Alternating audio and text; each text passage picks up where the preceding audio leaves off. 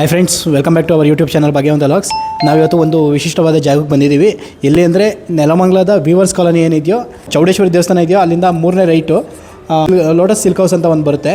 ಅದ್ರ ಪಕ್ಕದಲ್ಲಿ ಲೆಫ್ಟ್ ತೊಗೊಂಡು ನಿಮಗೆ 3ನೇ ಮನೆಯೇ ಮೆಡ್ಲಿ ಸ್ಕೂಲ್ ಆಫ್ ಮ್ಯೂಸಿಕ್ ಅಂತ ಬರುತ್ತೆ. ಸೊ ಈ ಮ್ಯೂಸಿಕ್ ಸ್ಕೂಲಲ್ಲಿ ನಿಮಗೆ ಕೀಬೋರ್ಡ್ ಆಗಿರ್ಬೋದು, ಗಿಟಾರ್ ಆಗಿರ್ಬೋದು ಎಲ್ಲ ಹೇಳ್ಕೊಡ್ತಾರೆ. ಸೊ ಇಲ್ಲಿ ಏನೇನು ಹೇಳ್ಕೊಡ್ತಾರೆ, ಹೇಗೆ ಟ್ರೈನ್ ಮಾಡ್ತಾರೆ ಮಕ್ಕಳನ್ನ, ಪ್ರತಿಯೊಂದು ಈ ವಿಡಿಯೋದಲ್ಲಿ ತಿಳಿಸ್ಕೊಡ್ತೀನಿ. ಬನ್ನಿ ಹೋಗೋಣ, ಅವ್ರನ್ನ ಮಾತಾಡ್ಸೋಣ. ದೊಡ್ಡವರೊಬ್ಬರು ಸಿಕ್ಕಿ ಕಂದ ನೀ ಭಾಗ್ಯವಂತ ಆಗ್ತೀಯ ಅಂತ ಬುದ್ಧಿ ಹೇಳಿದ್ರು. ರೆಡಿ ಅಲ್ಲೇ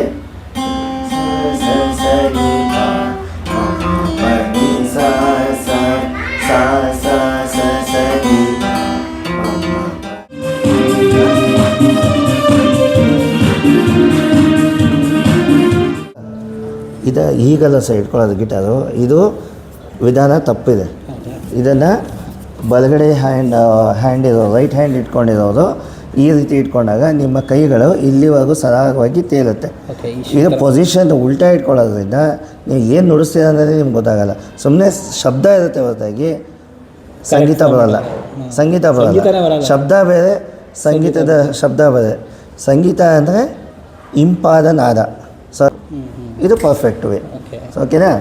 ಇದನ್ನು ನಾವು ತಂತಿಗಳಂತೀವಿ. ಈ ಒಂದು ಮನೆಗಳ ಏನು ಗೆರೆಗಳಿದ್ದಾವೆ ಇದನ್ನು ನಾವು ಫ್ರೆಟ್ ಬೋರ್ಡ್ ಅಂತ ಕರಿತೀವಿ. ಇದು ಪೊಸಿಷನ್ ಮಾರ್ಕಿಂಗ್ ಅಂತೀವಿ, ಡಾಟ್ಸ್.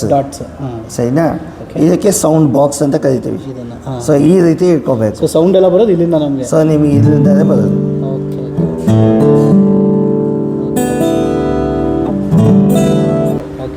ಸೊ ಇದು ತಂತಿಯ ಇದು ಬರೋದು. ಇದನ್ನು ನಾವು ಅಕಾಸ್ಟಿಕ್ ಇನ್ಸ್ಟ್ರೂಮೆಂಟ್ ಅಂತ ಕರಿತೀವಿ. ಅಕಾಸ್ಟಿಕ್ ಇನ್ಸ್ಟ್ರೂಮೆಂಟಲ್ಲಿ ಕಟ್ ಶೇಪ್, ಇನ್ನೊಂದು ಫುಲ್ ಶೇಪ್ ಬರುತ್ತೆ. ಇದು ಕಟ್ ಶೇಪ್ ಅಂತ. ಕಟ್ ಶೇಪ್ ಏನಕ್ಕೆ ಅಂದರೆ ನಾವು ಪೂರ್ತಿ ಇಲ್ಲಿವರೆಗೂ ಯೂಸ್ ಮಾಡೋದಕ್ಕೆ. ಫುಲ್ ಶೇಪ್ ಬಂದುಬಿಟ್ರೆ ನಿಮಗೆ ಇಲ್ಲೇ ಲಾಸ್ಟು. ಸೊ ಈ ರೀತಿ ವಿಧಾನ. ಸೊ ನಿಮಗೆ ಬೇಕಾಗಿರೋದು ಕಟ್ ಶೇಪ್ ಇರೋದ್ರಿಂದ ಇಲ್ಲಿವರೆಗೂ ಬರ್ಬೋದು, ಇಲ್ಲಿವರೆಗೂ ಎಕ್ಸ್ಟೆಂಡ್ ಮಾಡ್ಬೋದು. ಸೊ ಹಾಗೆ. ಸೊ ಇದು ವಿಧಾನ.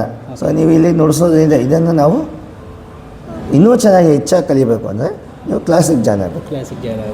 ನಮಸ್ತೆ ನೆಲಮಂಗಲ, ನಿಮ್ಮೆಲ್ಲರಿಗೂ ಸ್ವಾಗತ. ನಾವು ಮೆಡ್ಲಿ ಸ್ಕೂಲ್ ಆಫ್ ಮ್ಯೂಸಿಕ್ ಅಂತ ಒಂದು ಶಾಲೆಯನ್ನು ತೆರೆದಿದ್ದೇವೆ ನೆಲಮಂಗಲಲ್ಲಿ, ಅದು ನಿಯರ್ ವೀವರ್ಸ್ ಕಾಲೋನಿಯಲ್ಲಿ. ಸೊ ನಿಮ್ಮೆಲ್ಲರಿಗೂ ಒಂದು ಅವಕಾಶ ಒದಗಿದೆ. ಯಾರಾದರೂ ಆಸಕ್ತಿ ಹೊಂದಿರೋ ಕೀಬೋರ್ಡ್, ಗಿಟಾರ್ ಅಥವಾ ಮುಂದೆ ಇದನ್ನು ಒಂದು ಪ್ರೊಫೆಷ್ನಲಿಸಮ್ ಆಗಲಿ ಅಥವಾ ಒಂದು ಹಾಬಿ ಆಗಲಿ ನೀವು ಏನಾದರೂ ಕಲಿಬೇಕು ಅಂತ ಆಸಕ್ತಿ ಇದೆ, ಖಂಡಿತ ದಯವಿಟ್ಟು ನಮ್ಮ ಮೆಡ್ಲಿ ಸ್ಕೂಲ್ ಆಫ್ ಮ್ಯೂಸಿಕ್ಗೆ ಒಂದು ಭೇಟಿ ಕೊಡಿ. ನಾವಿಲ್ಲಿ ಮೆಡ್ಲಿ ಸ್ಕೂಲ್ ಆಫ್ ಮ್ಯೂಸಿಕಲ್ಲಿ ಕೀಬೋರ್ಡ್, ಗಿಟಾರ್ ಇನ್ಸ್ಟ್ರೂಮೆಂಟ್ಸ್ನ ಹೇಳ್ಕೊಡ್ತೀನಿ. ಅದರಲ್ಲಿ ಬ್ಲೆಂಡೆಡ್ ಸಿಂಗಿಂಗ್ ಕೂಡ ಹೇಳ್ಕೊಡ್ತೀನಿ.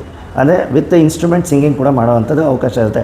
ಸೊ ಇದರಿಂದ ನಿಮಗೆ ಸ್ವರಸ್ಥಾನ, ಆ ಸೌಂಡ್ ಹೇಗಿದೆ ಅದನ್ನು ಅಂಡರ್ಸ್ಟ್ಯಾಂಡ್ ಮಾಡಿಕೊಂಡು ಅದರಂತೆ ನೀವು ಹಾಡಲಿಕ್ಕೆ ಸುಲಭವಾಗಿರುತ್ತೆ.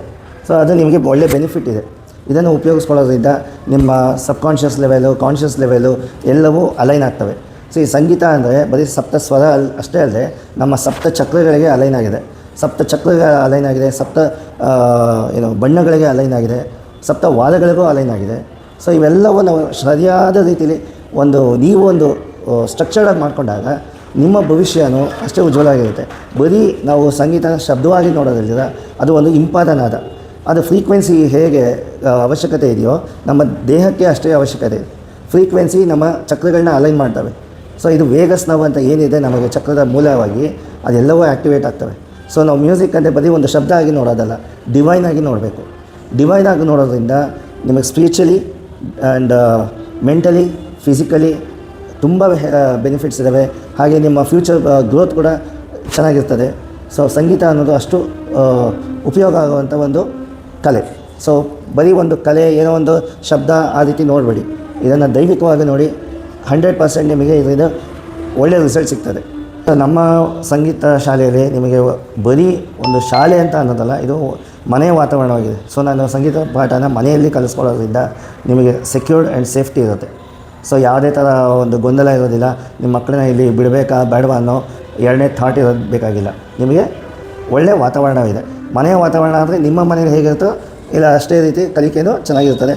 ಫ್ರೆಂಡ್ಲಿ ಆಗೋ ಇಂಡಿವಿಜುವಲ್ ಅಟೆನ್ಷನ್ ಇರುತ್ತೆ. ಇನ್ಸ್ಟ್ರೂಮೆಂಟ್ಸ್ಗಳನ್ನ ಪ್ರೊವೈಡ್ ಮಾಡ್ತೀವಿ. ನೀವು ಯಾವುದೇ ಥರ ತೊಗೊಂಡು ಹೋಗೋವಂಥ ಅವಶ್ಯಕತೆ ಇರೋದಿಲ್ಲ. ಇನ್ಸ್ಟ್ರೂಮೆಂಟ್ ನಾವೇ ಪ್ರೊವೈಡ್ ಮಾಡ್ತೀವಿ, ನೀವು ತರೋ ಅವಶ್ಯಕತೆ ಇರೋದಿಲ್ಲ.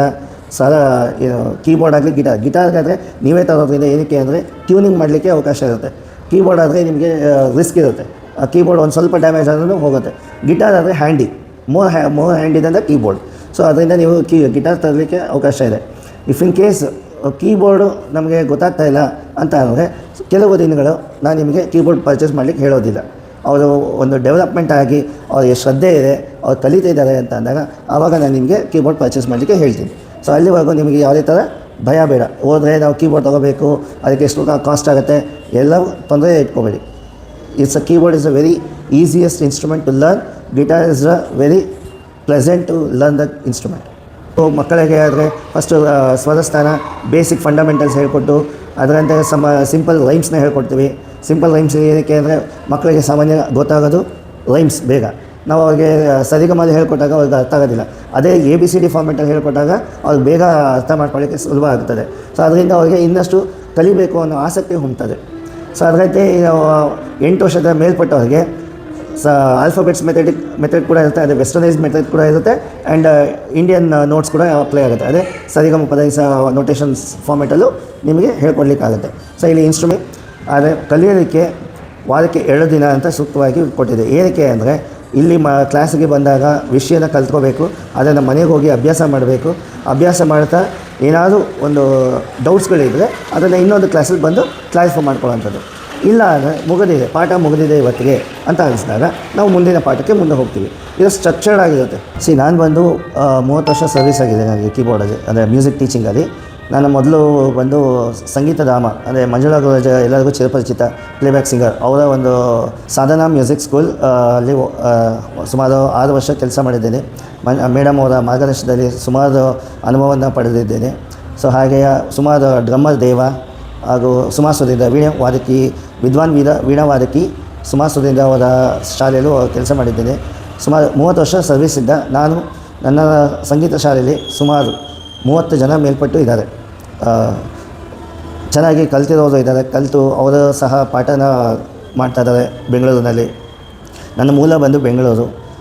ಬೆಂಗಳೂರಿನ ಸುಮಾರು 30 ವರ್ಷದಿಂದ ನಾನು ಸಂಗೀತಕ್ಕೆ ನಾನು ಮುಡುಪಾಗಿಟ್ಟು ನಾನು ಇದನ್ನೇ ನನ್ನ ಪ್ರೊಫೆಷ್ನಲಾಗಿ ಆಯ್ಕೆ ಮಾಡಿಕೊಂಡು ಇವತ್ತು ನನ್ನ ಜೀವನ ನನ್ನ ಭಾಗವಾಗಿದೆ. ಸಂಗೀತ ನನ್ನ ಜೀವ ಅಷ್ಟೇ. ಮೆಡ್ಲೆ ಅಂದರೆ it's a mixed of all the emotions. So ನೀವು ಹೇಗೆ ಅಂದರೆ ಎಲ್ಲ ನವರಸಗಳು ಕೂಡಿರುತ್ತೆ. ಒಂದು ವಿಧಾನದಲ್ಲಿ ಹೇಳಬೇಕು ಅಂದರೆ ಖುಷಿ ಇದ್ದಾಗ ಖುಷಿ, ದುಃಖ ಇದ್ದಾಗ ದುಃಖ, ಇದು ಸಮರಸ. ಸೊ ಹಾಗಿದೆ ಸಂಗೀತ ಅಂದರೆ ಸಪ್ತಸ್ವರಗಳ ರಸಗಳ ಔತಣ. ಮಿಡ್ಲೆ ಸ್ಕೂಲ್ ಆಫ್ ಮ್ಯೂಸಿಕ್ಸಲ್ಲಿ ಅಡ್ಮಿಷನ್ಸ್ ಮಾಡ್ತಿದ್ದೀವಿ ಹೇಮಂತ್ ಸರ್ ಕಡೆಯಿಂದ. ಬಿಫೋರ್ ದಟ್ ನನಗೆ ತುಂಬ ಇಂಟ್ರೆಸ್ಟ್ ಇತ್ತು ಮ್ಯೂಸಿಕ್ಸ್ ಬಗ್ಗೆ ಎಲ್ಲ. ಸೊ ನನಗೆ ಇವಾಗ ತುಂಬ ಬ್ಯುಸಿಯಾಗಿದೆ. ನನ್ನ ಮಗಳು ಕಲಿತು ಮ್ಯೂಸಿಕ್ಸಲ್ಲಿ ಒಂದು ಸಾಂಗ್ಸ್ ಮನೆಯಲ್ಲಿ ಹೇಳೋದ್ರಿಂದ ನನಗೆ ರಿಲ್ಯಾಕ್ಸೇಷನ್ ಥರ ಸಿಗುತ್ತೆ. ಸೊ ಹಾಗಾಗಿ ನಾನು ಆ ಒಂದು ಕಾನ್ಸೆಪ್ಟ್ ಡ್ರೀಮಿಂದನೇ ಸೇರಿಸಿದ್ದು. ಫಸ್ಟು ಸ್ವಲ್ಪ ಭಯ ಇತ್ತು, ಕಲಿತಾರೋ ಇಲ್ವೋ ಹೇಗೆ ಅಂತೇಳಿ. ನನಗೆ ಆಲ್ರೆಡಿ ತುಂಬ ಹೋಪ್ ಬಂದಿದೆ ನನ್ನ ಮಗಳು ಇನ್ ಫ್ಯೂಚರಲ್ಲಿ ಸ್ಟೇಜಲ್ಲಿ ಕೂಡ ಅವರು ಪರ್ಫಾರ್ಮೆನ್ಸ್ ಮಾಡ್ತಾರೆ ಅಂತ ಹೇಳಿ. ಸೊ ಅದೇ ಕಾನ್ಸೆಪ್ಟ್ಸಿಂದನೇ ನಾನು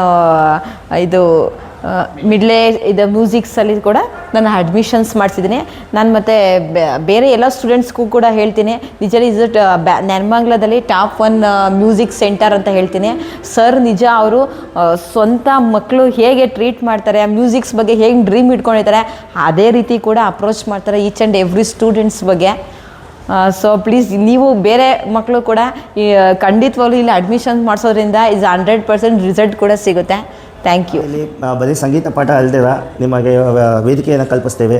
ಸೊ ಈಗ ಆಲ್ರೆಡಿ ನಾವು ಸುಮಾರು ಒಂದು 2-3 ಕಡೆ ಎಲ್ಲ ಪರ್ಫಾರ್ಮೆನ್ಸ್ ಕೊಟ್ಟಿದ್ದಾರೆ ನಮ್ಮ ಮಕ್ಕಳು. ಸೊ ಇನ್ನು ನೆಕ್ಸ್ಟು ಅಪ್ಕಮಿಂಗಲ್ಲಿ ಸೊಂಡೆಕೊಪ್ಪ ಸಾಯಿಧಾಮದಲ್ಲಿ ಒಂದು ಪರ್ಫಾರ್ಮೆನ್ಸ್ ಕೊಡ್ತಾಯಿದ್ದೀವಿ ಮಕ್ಕಳ ಕಡೆಯಿಂದ.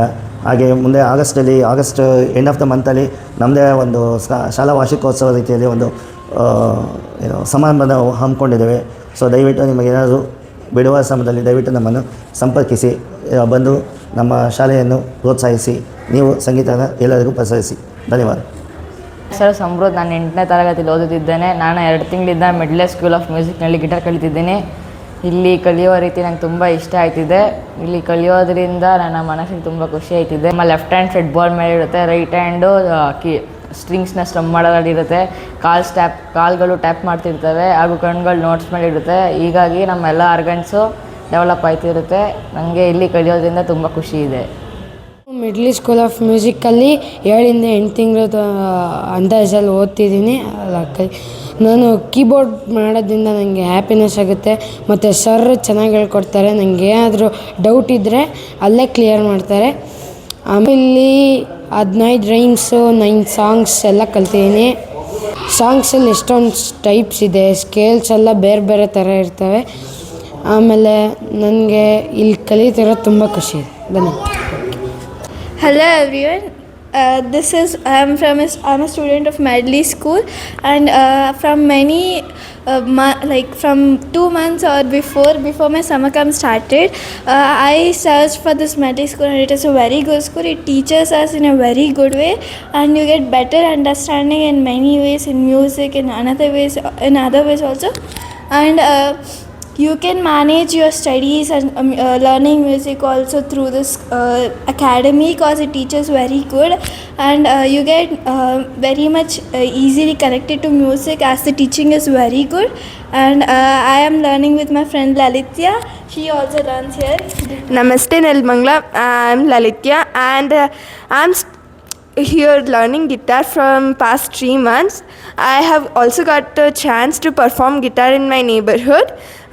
The timing is very flexible, so if you miss a class you can get a compensate class also.